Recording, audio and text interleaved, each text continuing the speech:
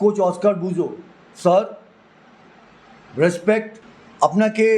কুর্নিশ, অসংখ্য ধন্যবাদ। মানে যত বলবো তত কম হবে। আপনি থেকে গেলে ভালো হয় অফকোর্স। এবং আপনাকে আমি বলবো যে আপনি যদি চিন্তাভাবনা করে থাকেন যে আপনি থাকবেন না, যেটা নিয়ে একটু রেক্টিফাই করে নিন আপনি প্লিজ একটু काटू क्या अभी काटू आप नहीं रुक जाएंगे गेम कोई भी हो पकड़ मजबूत होनी चाहिए सीमेंट से पकड़ बनाए मजबूत SRMB 550D TMT bar। নমস্কার, আমি সাহিব। এক্সট্রা টাইম বাংলায় আপনাদের স্বাগত। আমার সঙ্গে বসে আছে অনিত ঘোষ, আপনাদের প্রিয় ফুটবলার, বিশেষ করে ইস্টবেঙ্গল সমর্থকদের প্রিয় বটেই। আজকে অনিতদা 22 বছরের জ্বালা জুড়লো। এর আগে 3বার ভারত সেরা হয়েছিল ইস্টবেঙ্গল, যদিও ফেড কাপ ইত্যাদি ইত্যাদি বাদ দিয়ে, মানে লিগ পর্যায়ে, তখন জাতীয় লিগ, সম্ভবত দ্বিতীয় জাতীয় লিগের ক্যাপ্টেন ছিলে তুমি একদম। এবং এই দীর্ঘ প্রতীক্ষা, তারপরের বছরে বোধহয় শেষ জাতীয় লিগ ক্যাপ্টেন হচ্ছে মুসা, সম্ভবত, যদি ভুল না করে থাকি। তুমি সে দলেও ছিলে। একজন ইস্টবেঙ্গল ক্যাপ্টেন হিসাবে এই 22টা বছর কতটা দুঃখের ছিলেন সেটা আগে শুনতে চাই। আনন্দের কথা পরে শুনবো। সাংঘাতিকভাবে সেফ। কারণ হচ্ছে দেখো, বাংলার ফুটবলে তোমার বা ভারতীয় ফুটবলে ইস্টবেঙ্গল মোহনবাগান ইস্টবেঙ্গল, দেয়ার দ্য হিস্ট্রি, লেগেসি। এবং এই দুটো ক্লাবকে ছাড়া ইন্ডিয়ান ফুটবল, ভারতবর্ষের ফুটবল হবে না, সেটা আমরা দেখেছি। এবং এই দুটো ক্লাব যখন ভারতবর্ষের ফুটবল যখন শুরু হয়, এই দুটো ক্লাব তার ভারতবর্ষের ফুটবলকে সামনে নিয়ে যাওয়া এবং পরিচিত দেওয়া।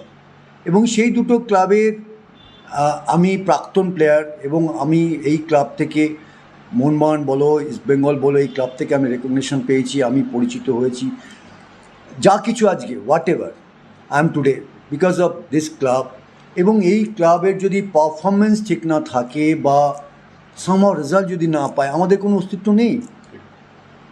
এবং সেই জন্য প্রতি মুহূর্তে, এবং ইউনো ভেরি ওয়েল সাহিব, যে দুটো ক্লাবের ফ্লেভার টেস্ট বলো বা সমর্থক বলো সম্পূর্ণ আলাদা।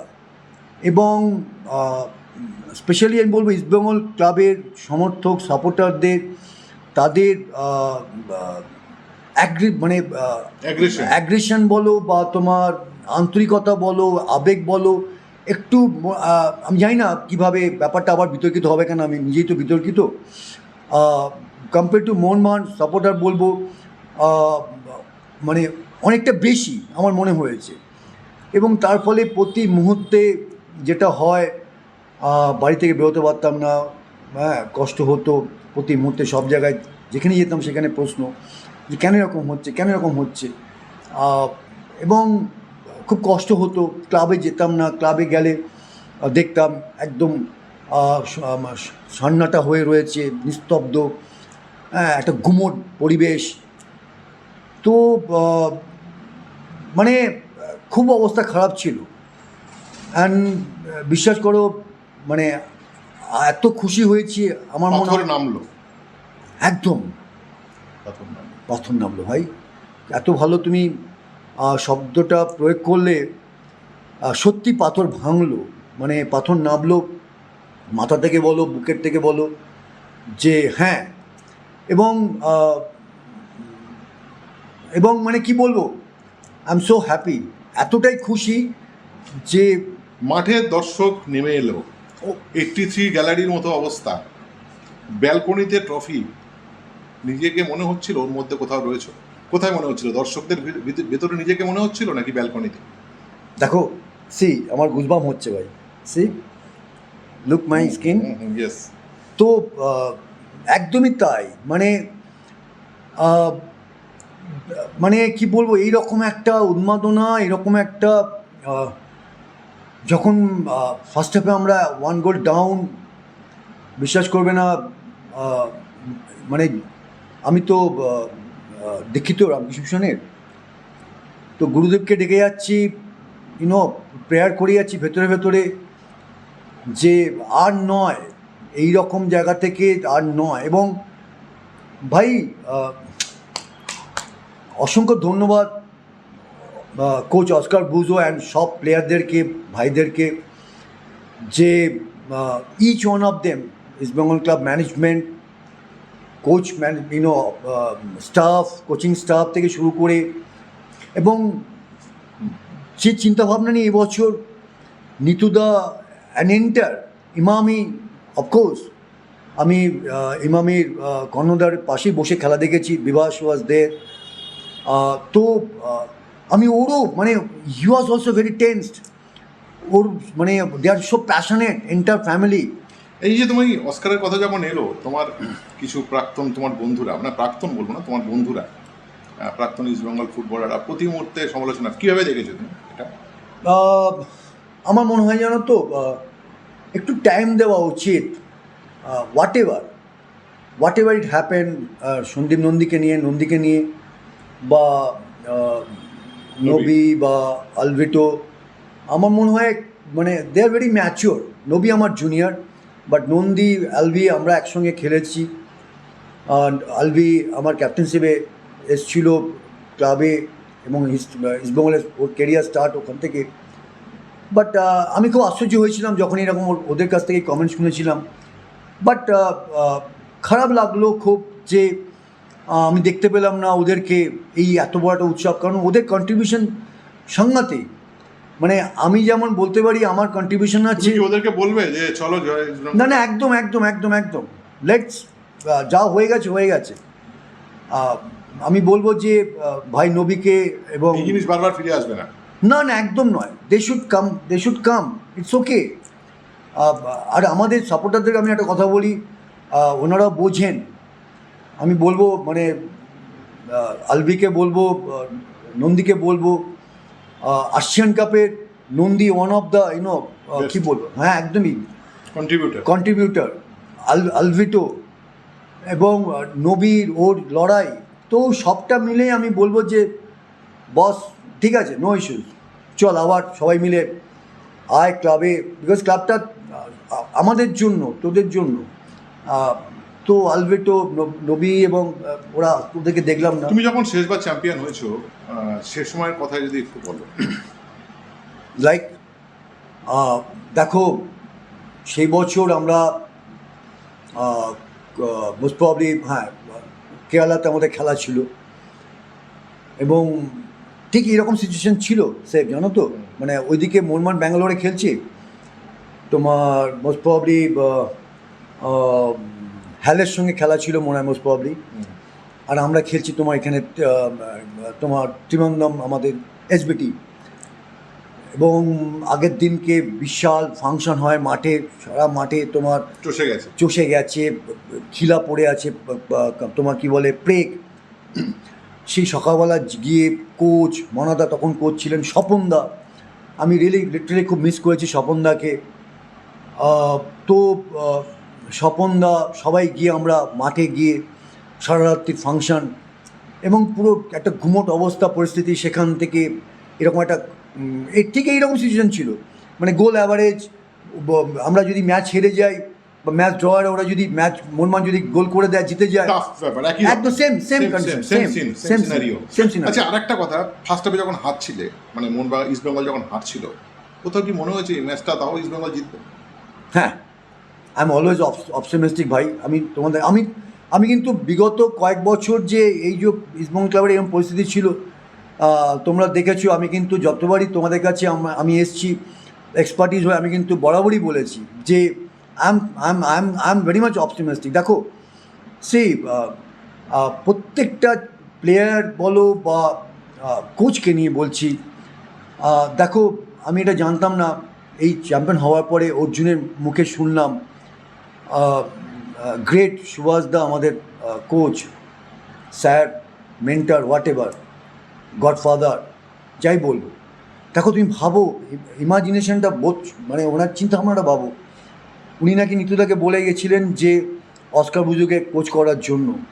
কেন ইমাজিন কত দূরদর্শ তার ভিশনটা, মাই গড। আমি গতকাল যখন ইন্টারভিউটা শুনছিলাম, স্পেল বাউন্ড, লিটারালি আমার চোখ দিয়ে জল বেরিয়ে এসছে।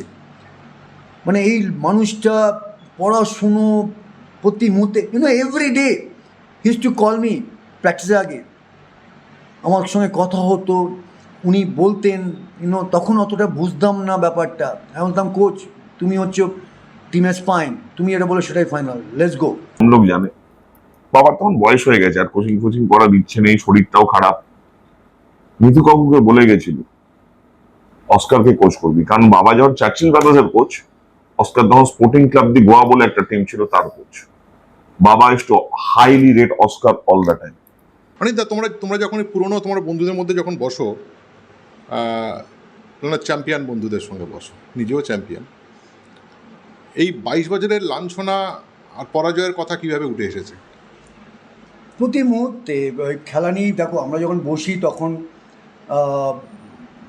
আমাদের সময়, তার আগের সময় বা এখনকার এই ব্যাপারটা চলে আসতো, কিন্তু সামনে আদার কষ্ট হতো, কিন্তু অফকোর্স খেলা নিয়ে তার পারফরমেন্স কাটাছেড়া ইন্ডিভিজুয়ালি অ্যাজ এ টিম বা টিম ম্যানেজমেন্ট, হ্যাঁ আমাদের সময় অনেক স্মৃতি, মধুর স্মৃতি,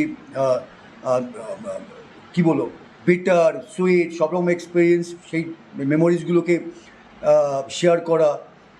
বাট একটা জায়গায় আমার মনে হতো যে এতটা ট্রান্সফরমেশন হয়ে গেছে না ভাই। হ্যাঁ আমার আর তুমি দেখো না কী ভালো লাগছে আনোয়ারকে, গিলকে ডান্স করতে মাঠের মধ্যে। আমার দীপকের কথা মনে পড়ছে, ডুক ডুক ডুডুম ডুডুম, একদম একদম মনে হচ্ছে নিজে থাকলে নাচতে। একদম তাই। আমি মিস করে গেছি কালকে, যেহেতু আমার শর্মার একটা বড় অপারেশন ছিল বলে, পার্সোনাল ছিল বলে, পার্সোনাল প্রবলেমের জন্য, নাহলে ডেফিনেটলি আমি যদি প্রতিটা ভিডিও দেখেছো? প্রত্যেকটা ভিডিও, অ্যান্ড আমি রীতিমতো হাসছি। আমাদের সময় দীপক, আমি, কে ভালো ড্যান্স করতে? দীপক ওয়াজ মানে সুপার। ওই ঋত্বিক রোশন, এক মিঠুনদা, ওই মিঠুনদার মধ্যে একটা কি করতো, তারপরে কথাবার্তা, সূর্য। আচ্ছা, এবার একটা কথা হচ্ছে, তোমার ওই মাঠের অ্যাম্বিয়েন্সটা, এটা নিয়ে কী বলবে? ইলেকট্রিফাই, সুপার মনে হচ্ছে জানো তো, মানে স্বাধীনতা। ওই আমরা সিনেমাটা দেখেছি না তোমার লাগান বলো, চ্যাক দ্য ইন্ডিয়া, একদম।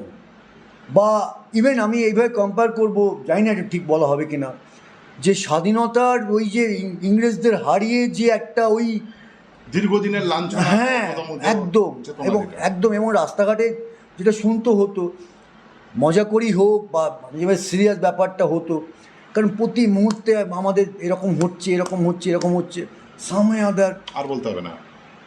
ইয়েস। ইস্টবেঙ্গল সমর্থকদের কাছে কী বলবে? এই তো সবে শুরু। একদম, আগামী বছর আমরা আবার চ্যাম্পিয়ন হব এবং সেইভাবেই আমরা টিম করব। এবং এই যে লাঞ্ছনা, এই যে এত এত বিদ্বেষ, এত ঘৃণা, এত এই যে কথা শুনতে হতো আমাদের, যে আমরা কাঁটাতার পেরিয়ে এসেছি, now we prove. And again once again আমি ইমামি স্পন্সর্স, এন্টার ফ্যামিলি এবং ইস্টবেঙ্গল ক্লাব ম্যানেজমেন্ট, নিতুদা অ্যান্ড কন, অ্যাট লাস্টের দিকে coach Oscar Bruzon sir, respect. আপনি মনাদা আমাদের রেসপেক্টেড অ্যান্ড লেজেন্ডারি, এবং সুভাষ স্যার, যে কাজটা আপনার কাছে যে ব্যাটনটা ছিল, আপনি যেভাবে sir, and at the same time আমি আপনার কাছে রিকোয়েস্ট করছি অ্যাজ এ ফর্মার প্লেয়ার, আপনাকে কুর্নিশ অসংখ্য ধন্যবাদ, মানে যত বলবো তত কম হবে। আপনি গেলে ভালো হয় অফকোর্স, এবং আপনাকে আমি বলবো যে আপনি যদি চিন্তাভাবনা করে থাকেন যে আপনি থাকবেন না, যেটা নিয়ে একটু রেকটিফাই করে নিন আপনি প্লিজ, একটু প্লিজ। Thank you. আপনি আমাদের পরিবারের একজন হয়ে গেছেন, আপনি ফিল করেছেন আপনার শিরা, উপশিরা রক্তে। সো প্লিজ, জয় ইস্ট বেঙ্গল, জয় বাংলা। এবং বন্ধুরা, আমরাও একটা দারুণ শো এটা থাকছে আপনাদের জন্য রবিবারে, দেখতে থাকুন। ইস্টবেঙ্গল জয় সেলিব্রেশন আপনাদের পাড়ায় পাড়ায় যেভাবে করছেন, পাঠিয়ে দিন এক্সট্রা টাইম বাংলার নির্দিষ্ট নাম্বারে, আমরা শেয়ার করব আপনাদের সঙ্গে। নমস্কার, সঙ্গে থাকবেন। Extra time.